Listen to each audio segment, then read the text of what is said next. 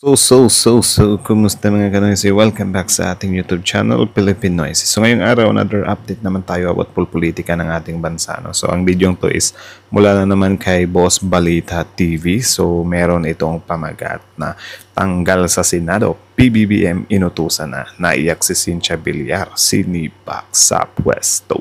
Kakapasok lang. So yan yung panonorin natin, men. Bibigyan natin to ng reaction. Tapos syempre, bago natin simulan, Boss Balita TV, supportahan nyo yan. Tapos yun, kung trip nyo ng mga ganitong reaction video, may kasama kayong manood, huwag nyo na rin kalimutang supportahan yung YouTube channel natin, Philippine Noise. So wait lang, shoutout ko lang din pala si Sir Brylat ba yan? So nagbigay kasi siya ng super thanks sa atin, ano. So maraming thank you po, sir. I really appreciate that. So yeah, shout out lang kita.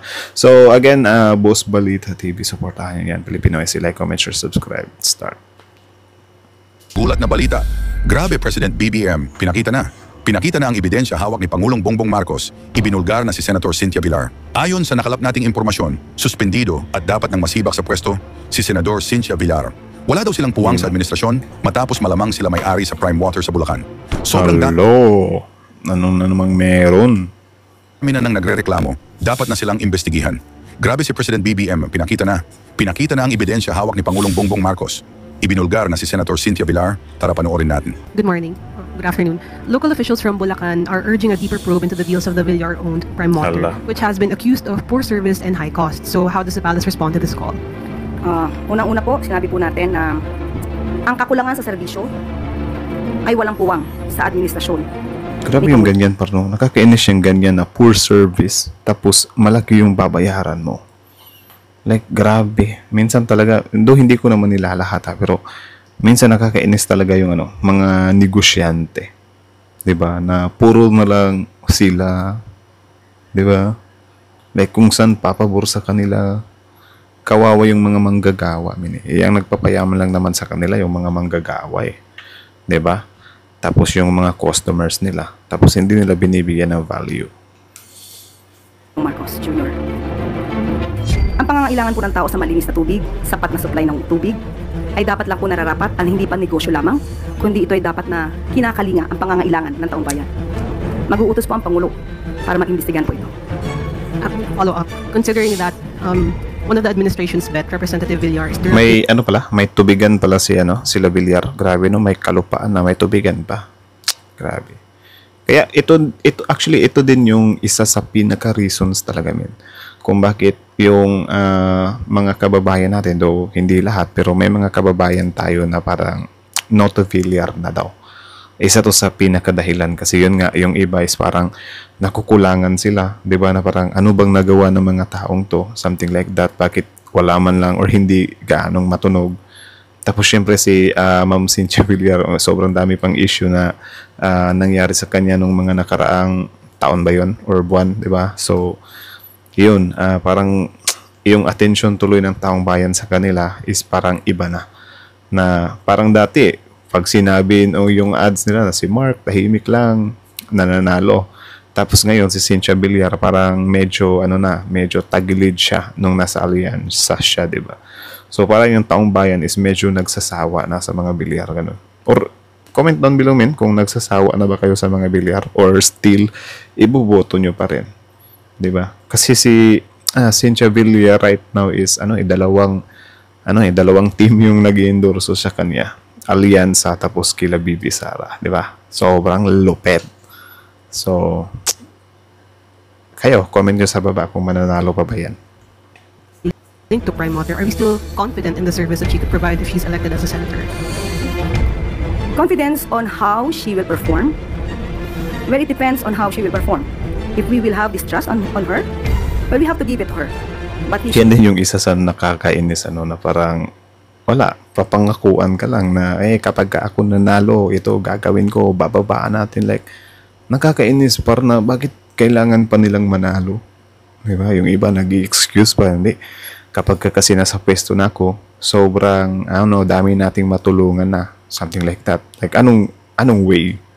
Kaya nung sinabi ni Willie Rebillame yan na since tumutulong naman na siya sa taong bayan, kapag daw naging senador na siya, mas marami daw siyang matutulungan. Like paano mostly naman sa mga senador na tumatakbo, ang puro mga plataforma nila, tulungan yung mga mahihirap. 'Di ba? May iangat sa hirap yung mga mahihirap. Kapag ka naupo naman, wala naman. 'Di ba? Hindi naman naiangat yung iba.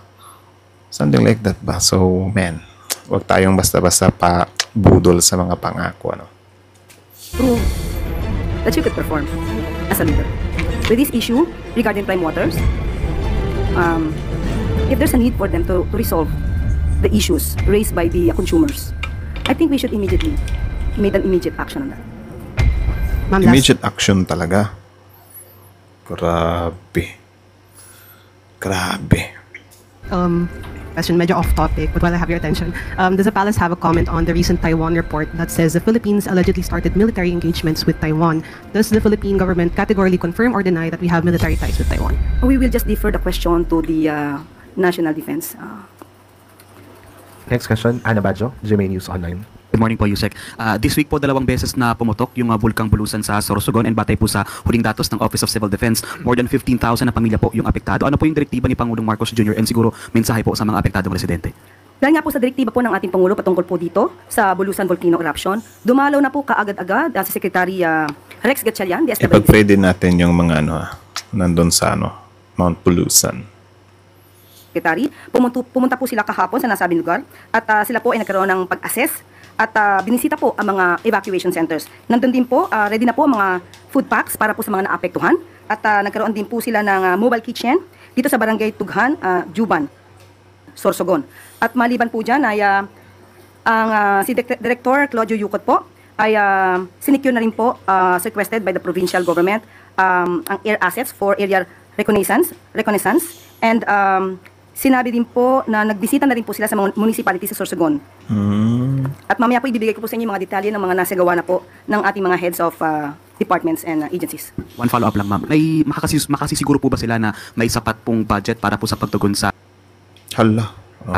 Mount Bulusan eruption, kasi knowing na may patuloy din po na operation and pagbibigay ng response sa mga apektado ng Canlaon in Negros? Opo, nagbigay po ng report ang DSWD po at may mga standby funds po tayo and preposition relief stockpile. So ibibigay po sa inyo ang Wait lang. detalye. Sana hindi politiko yung magbigay, ha. Wala lang, baka politiko na naman kasi yung magbigay. Tapos idadaan na naman sa pila kayo dito. 'Di ba? Kakainis yung ganun eh. Dapat DSWD lang yung mag-distribute. Thank you po. Next question, Ivan Mayrina, GMA 7. Yusek, patungkol ito sa libreng sakay sa LRT, MRT at LRT 1 and 2, MRT 3. Magkano ho ang gagastusin ng gobyerno para sa libreng sakay ito sa loob ng 4 na araw? Kung di pa ako nagkakamali na ibigay po kanina ni Secretary Vince Dizon ang projected budget ng magagastos po dito for 4 days. From April 30 to May 3, 4 days. At hindi po ito kukulangin at talagang pupunduhan po ito. May pondo pong sapat. Opo, magkano po, Yusek, if I may ask? Nasa aking cellphone po, alam ko po na report na po yata kanina ni Secretary Vince Dizon. Kailan po ito po ay nasa aking, naibigay po sa akin kanina ni Secretary Vince Dizon ang, bibigay ko po sa inyo maya-maya. Yeah. Patitirahin na naman yan ng mga DDS. Nag-aaksaya na naman kayo ng pera. Ganyan na naman. Makahanap lang talaga ng butas eh. Makita po sa aking cellphone na Sige, ibigay ma'am. po niya yung kanya. Opo, may tanong ko na rin po. Karaniwan kasi pag halimbawa yan Labor Day, just on the day itself ang libre at specific sector lang yung magbe-benefit. For example, kung Labor Day, workers. Kung Veterans Day, mga veterans. Ano ho kaya naging decision making dito? Bakit siya binigay ng 4 na araw at para sa lahat? Kasi po, kung May 1 lang po ibibigay, karamihan naman po walang pasok. So hindi naman po nila mararamdaman. Tama. Yung benepisyo matatanggap po nila. Tama, may point. Diba? Kasi kung May 1 nga naman, holiday yun eh. So yung iba, nasa bahay lang. So hindi nila mararamdaman yun. Sasabihin naman ng iba, mura lang naman yung pamasahe. At least meron. Diba? Siguro ikaw, hindi big deal sa'yo yung 20 pesos or whatsoever. Hindi, mayaman ka. Huwag mong pakialaman yung iba na masaya na sa ganyan. I-appreciate na lang natin kung diba?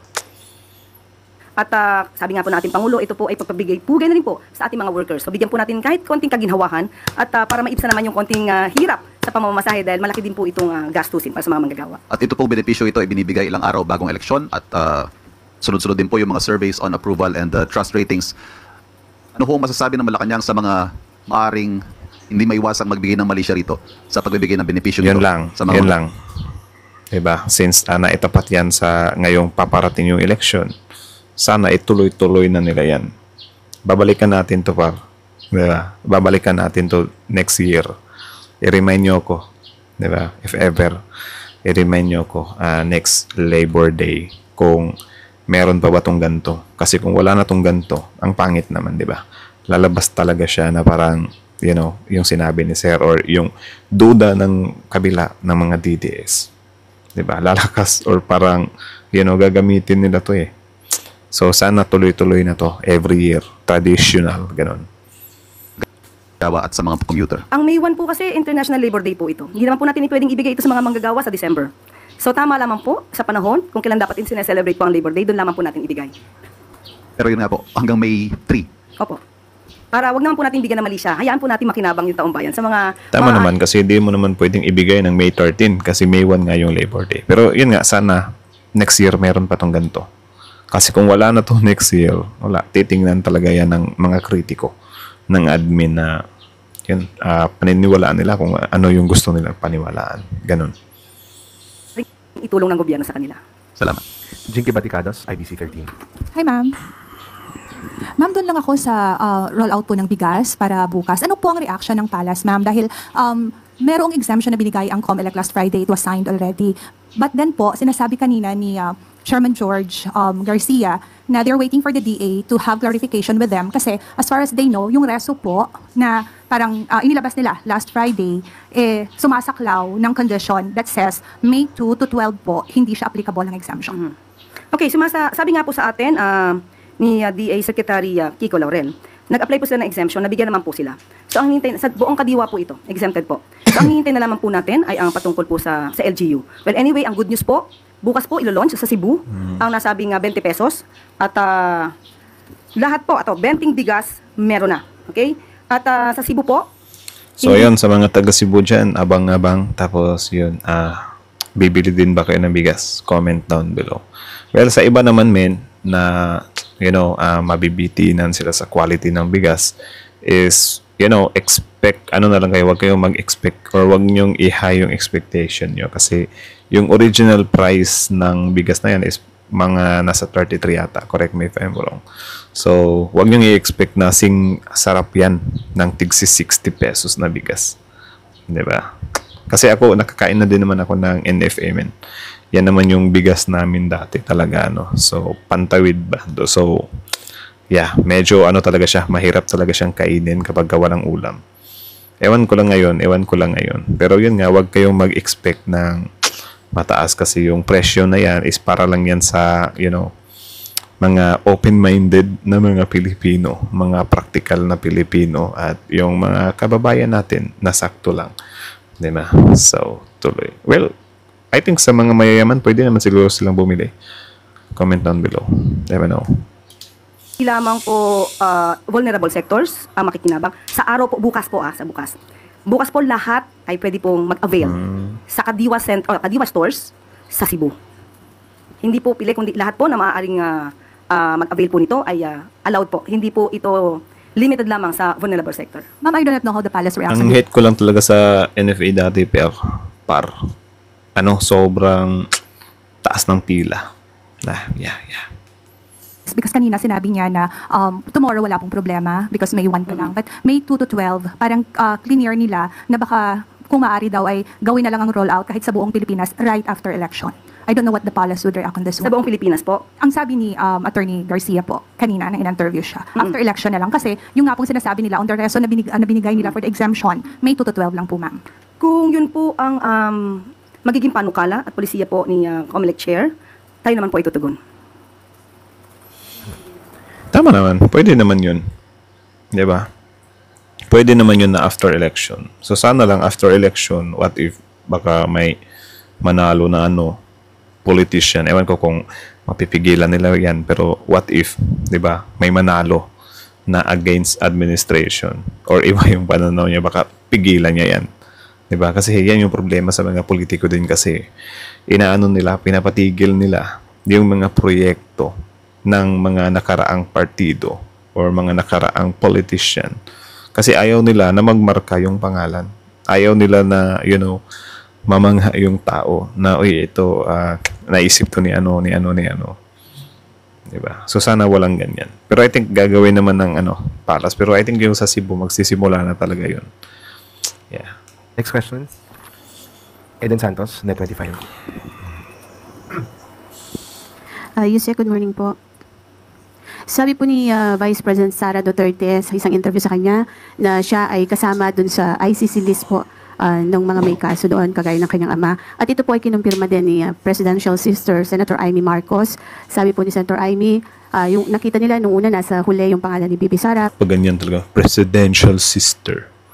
Gusto talaga nilang i-acknowledge eh. Hindi naman Presidential Sister yung tinatawag nila dati. Sin Amy lang naman. Ngayon parang, kinukonekta nila sa Presidential Sister. Ewan ko, di ba? Ewan ko kung ano yung reason. Baka, di ba? Baka, para isipin din ng taong bayan na, uy, grabe yun, talaga si BP Sara kasi pumanig sa kanya yung kapatid ng presidente. Ewan ko kung ano yung gusto nilang, lumabas na narrative dyan. Pero ngayon, after a few days, may report na parang uunahin na siya. Any comment po from the palace? At kayo po, ang Malacanang po ba ay hihingin din ng tulong ng Interpol para sila po ay... Actually, pwede naman nilang gamitin yan as strategy or paawa effect. Kasi gugulat ka na lang, si Senator Amy yung nagsabi, si Bibi Sara yung nagsabi, na nasa list ako. Kasi pwede silang makinabang dyan, papasok doon yung paawa effect. Na parang, uy, dapat iboto talaga natin yung mga senador nila, nila Bibi Sara yung sa PDP para may magawa silang pigilan to. 'Di ba? Parang ganyan ba? Parang tinatakot nila yung taong bayan ba na sige kayo, kapag hindi nyo ko iboto, pati ako, pati anak ng presidente mapupunta sa dahig, pati si Bato mapupunta sa dahig. Parang may ganyang strategy ba? Ewan ko kung ano din yung sa tingin nyo. Opinion ko lang naman yun. Aresto. Parang. Sa kasalukuyan po, ang inyong katanungan ay very hypothetical. So wala po kaming masasabi patungkol po dyan. At we are not dealing directly with the ICC. Kung meron pong katanungan patungkol po dyan, mas maganda po kung makikipag-usap sila sa ICC. Wala po tayong anumang impormasyon mula sa ICC. So wala pong information ng government kung kasama si BP Sara, Senator Bongo, Senator Bato de la Rosa, yung mga dating ilang police officials na kasama. Paano may alam yung gobyerno? I-redacted nga yung nakalagay. Actually, parang common sense na nga lang yan eh.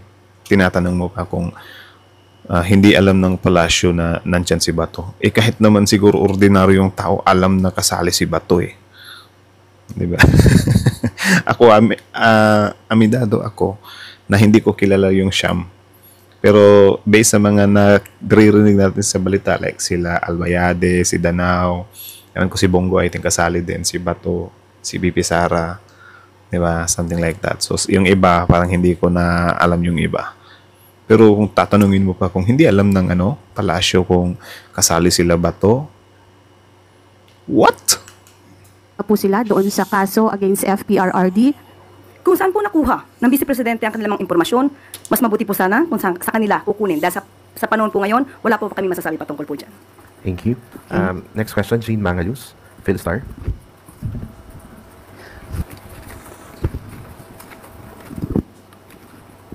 Good afternoon, ma'am. Ma'am, recently the NBI arrested a Chinese national with alleged spy device near Comelec. Has this information reached the President, and may we know if he has specific instructions regarding the matter, ma'am? That is an issue of national security, so we will just leave it at that. We will leave it at that. And we will just have an investigation, thorough investigation. Tama. Ma'am, how concerning this matter is for the Marcos administration? It's quite alarming. And that's there is still the President has distrust. Nakakatakot lang din kasi kasi nakakapasok tong mga tao dito. Mga taong to dito. Diba? My goodness. Intelligence agents that made the operation. So we will just have to wait for the final investigation on that matter. Sasabihin na naman ng mga DDS pro China dito na parang gawa-gawa lang yan ng mga pulis. Sasabihin na naman nila yung ganyan. Di sila naniniwala sa mga ganito eh. Kung ano yung ikakasira ng China para, di ba? Di nila paniniwalaan yun. Ewan ko sa iba. I think hindi ko din naman nila lahat. Pero merong mga tao na na bulag-bulagan talaga sa pinaggagawa ng China. Kulang na lang sambahin yung China eh. Pero ma'am, sa ngayon po, wala pa pong instruction na para ipatawag si Chinese Ambassador Wang Zilian, given na ganito na po yung developments regarding Dapat this. naman talaga ipatawag yung Wang Zilian na yan. Pinapatagal pa eh. Alleged Chinese espionage. Ibabato na lang po natin ang katanungan sa ating si Secretary Gibo patungkol po dyan. Thank you, ma'am. At bago po tayo magtapos, para sa ating huling good news, alinsunod sa pangako ni Pangulong Marcos Jr. na hindi isusuko ang kahit na maliit na bahagi ng ating bansa, pinangunahan ng Philippine Navy, Coast Guard, at PNP Maritime Group ang pagtataas ng watawat ng Pilipinas bilang pagpapakita ng ating soberenya sa mga K na bahagi ng Kalayaan, Palawan at nasa loob ng 12 nautical miles ng Pag-asa Island. Pagpapakita ito na hindi kontrolado ng Chinese Coast Guard ang Pag-asa K2. Muling iginigiit ng sandatahang lakas ng Pilipinas at mga katuwang na ahensya ang kanilang paninindigan na ipaglaban ang karapatan ng bansa, protektahan ang karagatang sakop ng Pilipinas. Baka mag-comment na naman si Senator Robby dyan, mukhang ako'y natatapangan sa ating mga Coast Guard. Baka magaganyan na naman yan ha. Ipaglaban ang karapatan ng bansa na naaayon sa international law. At dito po nagtatapos ang ating briefing. Maraming salamat Malacanang Press Corps. Magandang hapon para sa bagong Pilipinas. So, yun lang naman mga kanoisis. So, kayo masasabi nyo doon, comment down below. Tapos yun, pag-usapan natin yan sa comment section. So, again, ang video yan is mula kay Boss Balita TV. Supportahan nyo yan. Tapos, syempre, kung trip nyo ng mga ganitong reaction video may kasama kayo manood, huwag nyo na rin kalimutang supportahan yung YouTube channel natin, Pilipinas. So, yun lang naman. So, again, kayo anong masasabi nyo doon, comment down below.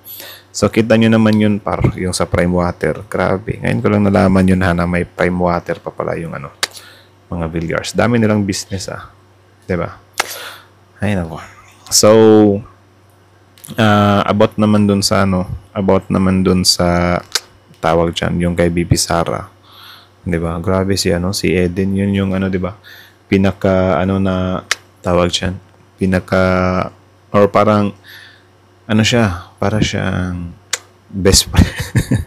Parang best friend ni Attorney Claire, diba? Na parang sila yung mainit dyan sa loob, diba? Ng Malacanang. So, yun, grabe yung pagkakadeliver niya, para sabi niya na, yung nyo na sinabi mismo ni BP Sara at ng presidential sister, ginaganyan talaga, na parang, gusto talaga nilang ipamukha, di ba, na parang, yung presidential sister nasa kalaban. Like, hindi naman presidential sister yung tinatawag nyo dyan. Di ba? Like, inaimi nyo lang naman yan dati. Pero ngayon, bakit presidential sister na? Di ba? Alam mo din talaga yung yung mga galawan talaga, mga tactics talaga, yung mga pasimple na banat ba. So, yun lang naman. So, kudos kay Attorney Claire Castro kasi syempre tawag dyan, ginagawa niya din talaga yung niya to help the administration, like kahit sa vlogging channel niya, di ba? So, supportahan nyo rin yung channel ni Attorney Claire Castro, Batas with Attorney Claire. Subscribe nyo rin yan at yun, kung gusto nyo ng mga updated palalo na mga bali-balita sa bansa natin, kasi talaga siya. Yung sa bigas naman, ayun nga, agree naman ako doon, 'di ba? Kung iutos ng COMELEC na why not gawin 'yan after the election, 'di ba? So, agree naman ako doon, and then sana magtuloy-tuloy kasi mahirap naman talaga kapag ganyan. Halimbawa, after this election matigil na 'yan, wala nang ganong balita or whatsoever. Expected na natin, this coming 2028, mahihirapan yung administrasyon talaga. Kasi yan yung gagamitin ng kalaban na panira Diba? So, sana magtuloy-tuloy yan. Tapos, next year din, sana yung May 1 to 3 na fair, diba, na libre para sa mga manggagawa, para sa lahat, is magtuloy-tuloy din yan, like gawing tradition every year. Diba? Hanggang 2028 kasi syempre magpapalit naman ng administrasyon. And then, kung ititigil yan ng next administration, problema na nila yun. Diba? Big sabihin lang noon, wala. Medyo inggit talaga sila. Diba? So, yun lang naman kayo na masasabi nyo dito, comment down below, tapos yun pag-usapan natin yun sa comment section. So, again, ang video to is mula kay Balita, Boss Balita TV, supportahan nyo yan. Also, courtesy na rin sa Malacanang Palace. Tapos, syempre, Filipino IC, don't forget to like, comment, share, subscribe. Filipino IC is out.